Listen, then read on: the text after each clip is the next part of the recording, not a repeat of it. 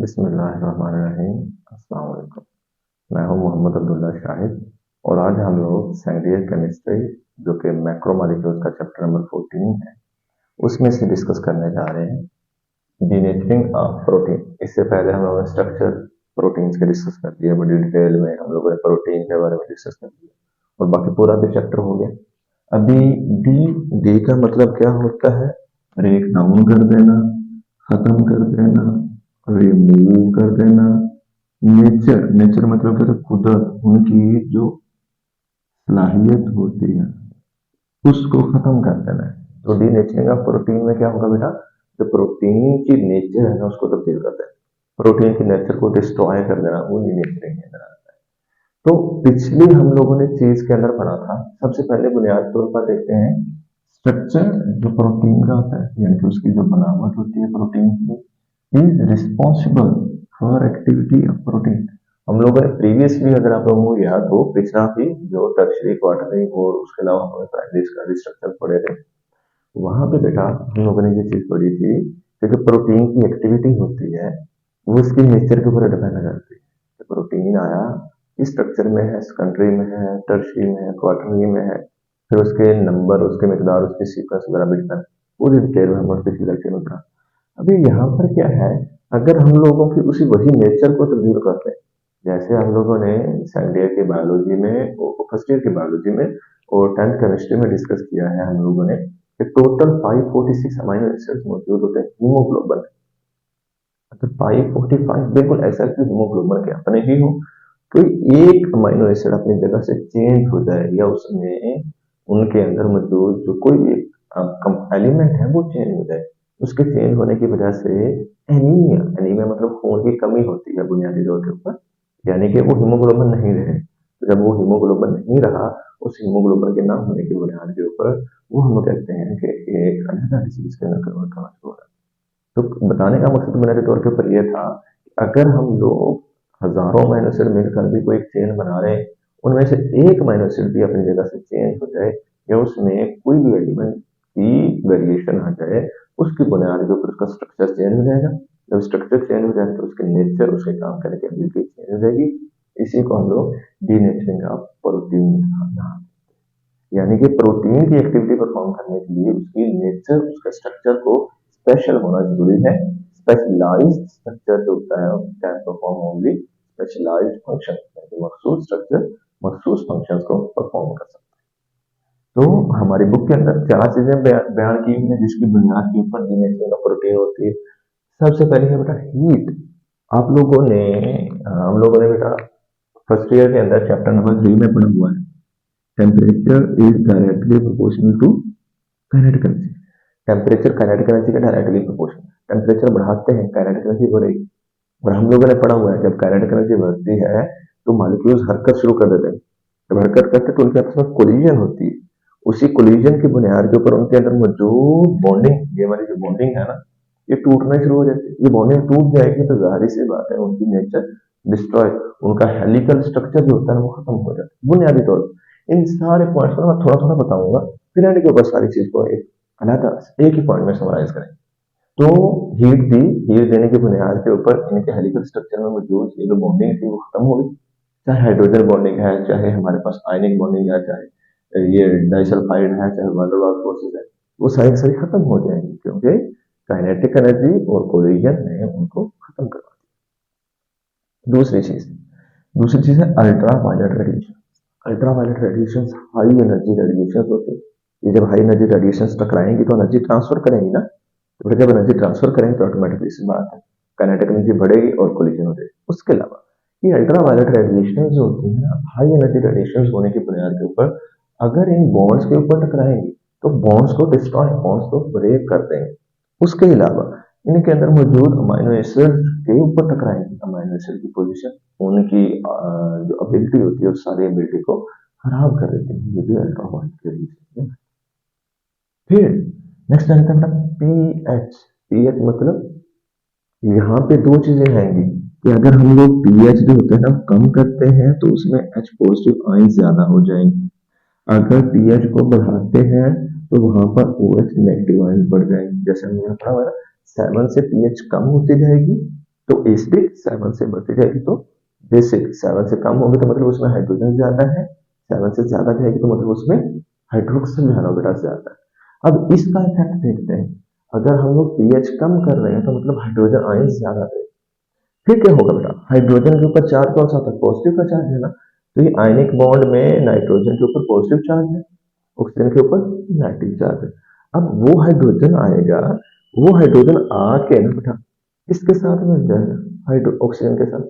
तो जब इसके साथ मिल गया ऑक्सीजन, ये वाला बॉन्ड तोड़ नहीं देगा, ये वाला बॉन्ड तोड़ दिया, हेलिकल स्ट्रक्चर खत्म हो गया। आप वहीं पे आ गए। जब हेलिकल स्ट्रक्चर खत्म हो गया तो ऑटोमेटिकली से बात उसकी एबिलिटी खत्म हो जाएगी। फिर अगर हम लोग पीएच को बढ़ाते हैं, OH आयन देते हैं, तो ये नाइट्रोजन के ऊपर कौन सा चार्ज है, पॉजिटिव का चार्ज है, OH नेगेटिव वाला इसके ऊपर जुड़ेगा, OH नेगेटिव वाला इसके ऊपर जुड़ेगा, फिर भी ये इसके साथ बॉन्ड होगा।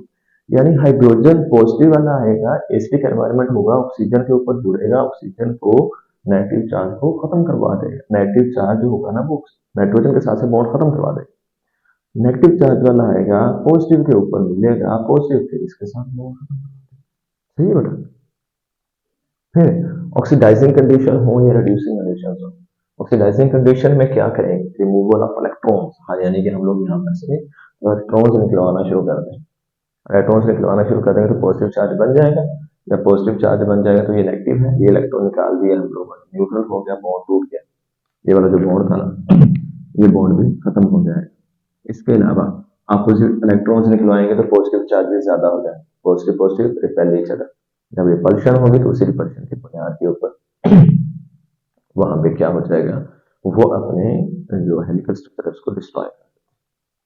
नेक्स्ट है कि रिड्यूसिंग, रिड्यूसिंग में एडिशन ऑफ इलेक्ट्रॉन होता है ना, तो यहाँ पे इलेक्ट्रॉन देना शुरू करते हैं, इलेक्ट्रॉन देंगे सभी के ऊपर नेगेटिव चार्जेस आना शुरू हो जाएंगे, नेगेटिव चार्जेस में भी same charges repel each other, एक जैसे चार्जेस रिपेल करेंगे फिर उनकी डीनेचरिंग होना शुरू हो जाएगी। ठीक हो गया बेटा। तो ये चारों पॉइंट जो है ना उनमें बुनियादी तौर के ऊपर होता ये है कि उनके अंदर मुझे जो चार बॉन्डिंग हम लोग ने पढ़ी थी ना, आयनिक बॉन्ड हो, हाइड्रोजन बॉन्ड हो, डाइसल्फाइड बॉन्ड हो, वंडरबार्ग फोर्सेस, ये कौन सी है, ये है उनके इंटरमॉलिक्यूलर फोर्सेस। अब यहाँ पर बेटा क्या है, उनकी जो इंटरमॉलिक्यूलर फोर्सेस होती है ना वो सारी की सारी खत्म होना शुरू हो जाती है। अब जब इंटरमॉलिक्यूलर फोर्सेस उनकी खत्म होना शुरू हो जाएंगी, उसी इंटरमॉलिक्यूलर फोर्सेस के खत्म होने की बुनियाद के ऊपर उनका हेलिकल स्ट्रक्चर खत्म हो जाएगा। ठीक है, हेलिकल स्ट्रक्चर खत्म हो गया तो सेकेंडरी स्ट्रक्चर भी गया, टर्शरी भी गया, क्वार्टरी भी गया, बचा कौन सा, पॉइंट। यानी कि हम लोग ये बोलेंगे जब डीनेचरिंग होती है, डीनेचरिंग के दौरान में प्राइमरी बच जाता है, सेकेंडरी टर्शरी और क्वार्टरी ये स्ट्रक्चर खत्म हो जाते हैं, क्योंकि ये सेकेंडरी टर्शरी और क्वार्टरी स्ट्रक्चर किस बुनियाद के ऊपर बने थे, इंटरमॉलिक्यूलर फोर्सेस की बुनियाद के ऊपर बने, और वो इंटरमॉलिक्यूलर फोर्सेस वीक होती हैं, इस एनर्जी की बुनियाद के ऊपर वो टूट जाती हैं, और वो एक सीधे चेन जो पॉलीपेप्टाइड चेन होती है ना, उस पॉलीपेप्टाइड चेन के अंदर कन्वर्ट होना शुरू हो जाती है। तो बेटा जब वो पॉलीपेप्टाइड चेन में कन्वर्ट होना शुरू हो जाएंगे तो उस पॉलीपेप्टाइड चेन में प्राइमरी स्ट्रक्चर उनका मेंटेन रहेगा, सेकेंडरी टर्शरी और जो क्वार्टरी स्ट्रक्चर होगा वो बेटा उनका डिस्ट्रॉय होना शुरू हो जाता है। जिस बुनियाद के ऊपर हम लोग ये बोलेंगे, चाहे हीट दे दें, चाहे अल्ट्रावायलेट रेडिएशन दे दें, चाहे पीएच दे दें, चाहे ऑक्सीडेशन या रेडिएशन कंडीशन दे दें, उन सभी के दौरान में सेकेंडरी टर्शरी क्वार्टरी तीनों स्ट्रक्चर डिस्ट्रॉय सिर्फ और सिर्फ पॉलीपेप्टाइड चेन जो कि इंट्रामॉलिक्यूलर फोर्सेस की वजह से होता है, यानी कि कोवलेंट बॉन्ड बनते हैं उनमें, वो वाला मेंटेन रह जाता है। उसको तोड़ने के लिए एनर्जी बहुत ज्यादा चाहिए होती है, जब बहुत ज्यादा एनर्जी देंगे फिर जाकर वो डिस्ट्रॉय होगा। अब इसी के लिए हमारे बुक में दो एग्जांपल्स दी हुई है, एक जो है वो एग्जांपल दी हुई है हमारे बेटा एल्ब्यूमिन की, एल्ब्यूमिन जो व्हाइट एग में मौजूद होता है, एग व्हाइट अंडे के अंदर होता है, जैसे ही हम लोग हीट करते हैं ना तो इसी एल्ब्यूमिन के अंदर जो सेकेंडरी स्ट्रक्चर होता है एल्ब्यूमिन, उस सेकेंडरी स्ट्रक्चर टूट जाता है और वो पॉलीपेप्टाइड चेन प्राइमरी स्ट्रक्चर में आ जाता है। तो पॉलीपेप्टाइड चेन प्राइमरी स्ट्रक्चर में आ जाता है तो वो डीनेचरिंग की होती है। फिर चीज फॉर्मेशन, चीज फॉर्मेशन में हम लोगों को पता है जब हम लोग मक्खन यानी कि पनीर वगैरह बनाते हैं तो उस दौरान में भी इनके अंदर मौजूद जो प्रोटीन होता है वो प्रोटीन अपने स्ट्रेट चेन लीनियर स्ट्रक्चर बनाना शुरू कर देता है। अब जब वो लीनियर स्ट्रक्चर बनाना शुरू कर देगा तो उसी लीनियर स्ट्रक्चर की बुनियाद के ऊपर वहां पर चीज ये हो जाएगी, वो अपना स्ट्रक्चर को डिस्ट्रॉय कर देगी, यानी कि प्राइमरी स्ट्रक्चर के अंदर आ जाएगा, उसी प्राइमरी स्ट्रक्चर में आने की बुनियाद के ऊपर वो डीनेचर हो जाता है। फिर बेटा ये जो डीनेचरिंग प्रोटीन की होती है, मे बी रिवर्सिबल और मे नॉट बी रिवर्सिबल, यानी कि ये रिवर्सिबल हो भी सकती है, नहीं भी हो सकती, यानी कि रिवर्सिबल भी होती है, इरिवर्सिबल, यानी कि एक दफा प्रोटीन को डीनेचर कर दिया, दोबारा से प्रोटीन बनाया भी जा सकता है और नहीं भी बनाया जा सकता। वो कैसे? जो एल्ब्यूमिन होता है व्हाइट एग, अब इस एग व्हाइट को जब हम लोग हीट दे देते हैं, हीट की बुनियाद के ऊपर जो उसका स्ट्रक्चर होता है उसको हम लोग दोबारा से मेंटेन नहीं कर सकते। तो मोस्ट प्रोबेबली जो हीट की वजह से या फिर अल्ट्रावायलेट रेडिएशन की वजह से डीनेचर प्रोटीन होते हैं, टेम्परेचर बढ़ाकर उसको डीनेचर कर दिया, अल्ट्रावायलेट रेडिएशन से डीनेचर कर दिया, लेकिन जब अल्ट्रावायलेट रेडिएशन को खत्म कर दिया, टेम्परेचर को कम करके दोबारा ओरिजिनल टेम्परेचर पे ले आए, दोबारा से ओरिजिनल प्रोटीन में नहीं आ सकता। लेकिन हाँ, अगर पीएच या ऑक्सीडाइजिंग और रिड्यूसिंग एजेंट के अंदर देख लें, कंडीशंस में देख लें, पहले पीएच हम लोगों ने कम कर दी, हाइड्रोजन ज्यादा दे दी, फिर हम लोग ये करें कि अगर उसको डीनेचर हो गया, अगर हम लोग दोबारा से उसको ओरिजिनल स्लाइड में लेके आना है, तो वही जो हाइड्रोजन दिए थे वो या तो निकलवा लें, अगर नहीं निकलवाने उसको ओएच देना शुरू कर दें। ओएच देंगे, बेसिक कंडीशन देंगे, तो वो क्या होता है, एसिड और बेस बनकर साल्ट बनाते हैं। तो बेटा वो साल्ट और वाटर मिल जाएंगे, फिर क्या है, एसिडिटी और बेसिस। फॉर एग्जाम्पल, एक एक्टिविटी परफॉर्म करने के लिए ना प्रोटीन का टेम्परेचर चाहिए 9, पहले 9 से हम लोगों ने कम करके 6 पे ले आए थे, दोबारा से पीएच को बढ़ा के 9 पे ले गए, वो प्रोटीन अपने ओरिजिनल स्ट्रेंथ। इस तरीके से अगर हम लोग ने इलेक्ट्रॉन्स ले लिए थे तो फिर दोबारा से वही इलेक्ट्रॉन्स दे दें, अगर इलेक्ट्रॉन दिए थे तो वहां पर इलेक्ट्रॉन्स ले लें, तो इन दोनों कंडीशंस में उनको डीनेचर होने से महफूज भी रखा जा सकता है। यानी कि पीएच और ऑक्सीडाइजिंग रिड्यूसिंग वाली की अपनी जो होती है ना वो रिवर्सिबल है, क्योंकि इसमें अगर पीएच को कम किया दोबारा बढ़ाओ, ओरिजिनल पीएच पे ले जाओ, नॉर्मल हो गया। अगर ऑक्सीडाइजिंग रिड्यूसिंग कंडीशन में इलेक्ट्रॉन दिए हैं या लिए हैं, अगर दिए हैं इलेक्ट्रॉन तो उनको निकलवा लो, अगर इलेक्ट्रॉन लिए हैं हम लोग तो वापस से दोबारा नॉर्मल हो जाए। ठीक है बेटा, ये चीज इसमें है। फिर नेक्स्ट हमारे पास है बेटा बायोलॉजिकल इंपॉर्टेंस ऑफ प्रोटीन।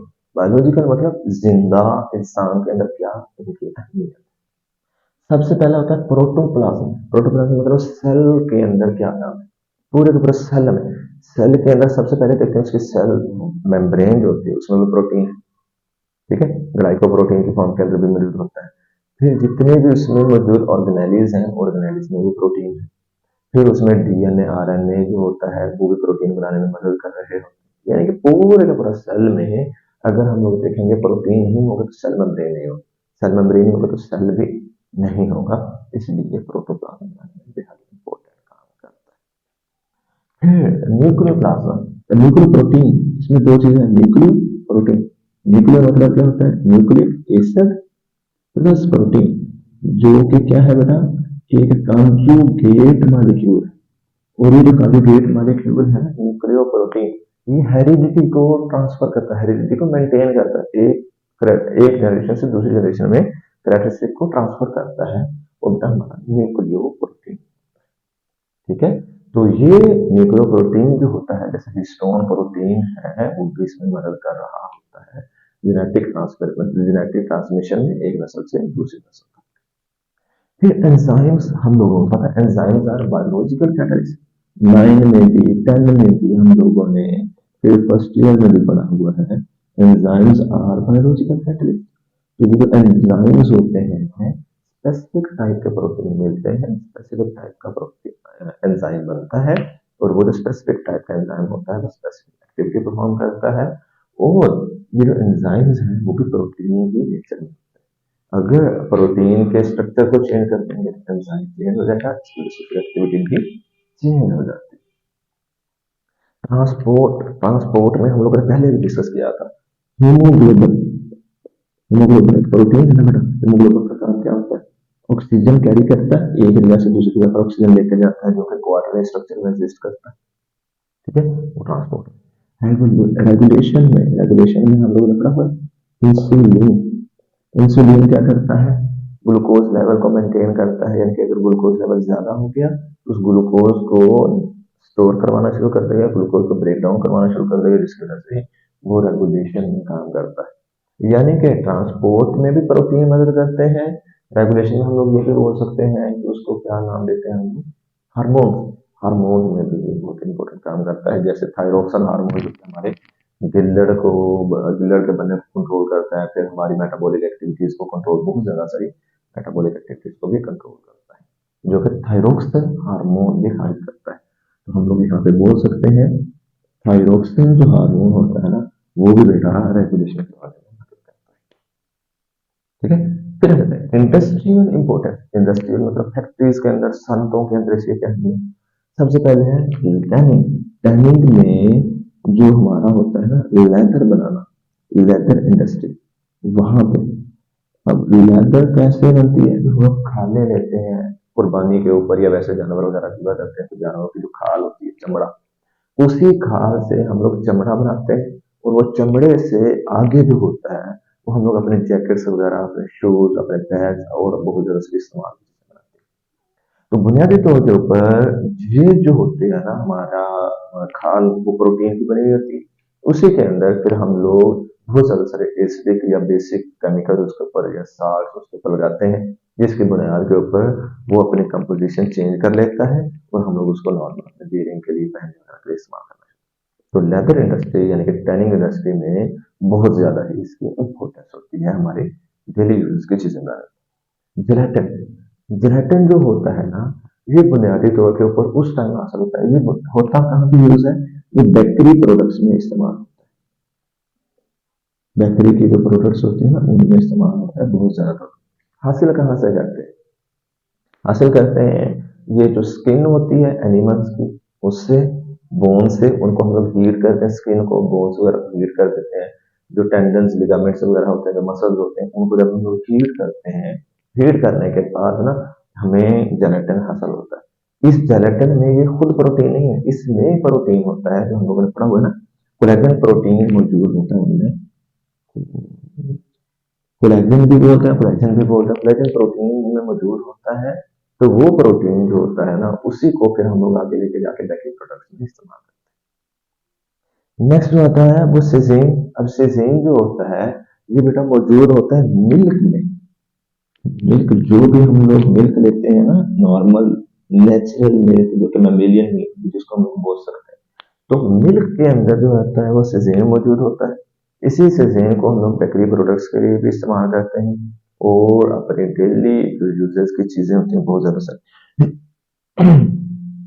उनको बनाने के लिए इस्तेमाल भी करते हैं। फिर इसके अलावा इसी सिजेन को जो हमारे ये बटन्स वगैरह होते हैं वो बनाने के लिए भी इस्तेमाल करते हैं।